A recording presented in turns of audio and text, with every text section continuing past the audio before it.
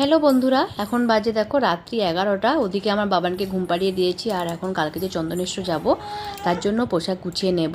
কারণ যেহেতু ছোটো বেবিকে নিয়ে যাব মানে অনেক কিছুই গুছিয়ে নিয়ে যেতে হবে আর সেটা আগের দিনই গুছিয়ে রাখতে হবে। তো চলো ঝটপট করে গুছিয়ে নিই। আর আজকে বিকেলে আমার মা বাবাও এসেছে, মা বাবাও কিন্তু সাথে যাবে। আর আমি কিন্তু খেয়ে চলে এসেছি একেবারে। আজকে রাতে রান্না করেছিলাম সোয়াবিনের ঝোল, একটাই তরকারি, ভাত করেছি, নিরামিষ রান্না আর বেশি করিনি। আর যে শাড়িটা দেখতে পাচ্ছ এই শাড়িটা পরেই যাবো ভাব। এখন কোনো ঠিক হয়নি, শাড়ি পরে যেতেও পারি আবার নাও যেতে পারি, কারণ অনেকটা দূরের পথ তো গরমে বিশাল ভয় পাচ্ছি। এদিকে আমার বাবার নেড়ু হবে বলে বাবানের জন্য টুপি নিয়ে নিয়েছি আর 4 সেট জামা নিয়ে নিয়েছি। আর এই যে জামাটা দেখতে পাচ্ছ এটা ওর বাবাই পরবে আর আমি ঠিক করেছি এই চুড়িদারটা পরে যাব। वाह क्या सीन है। বাবানের জন্য এখানে 3টে ডাইপার নিয়েছি, একটা পরিয়ে নিয়ে যাব আর 3টে হলেই চলে যাবে। আর নিয়েছি উইভস।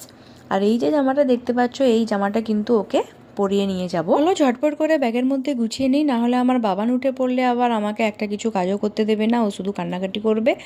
আর এদিকে কালকে তাড়াতাড়ি উঠতেও হবে ঘুম থেকে, যেহেতু এখান থেকে যাব মানে খুব সকাল সকাল আমাদেরকে বেরিয়ে পড়তে হবে। আবার ভাবছি কি করে বেরোবো, আর ও তো ছোটো, ও তো ঘুম থেকে ওঠে 8টায়।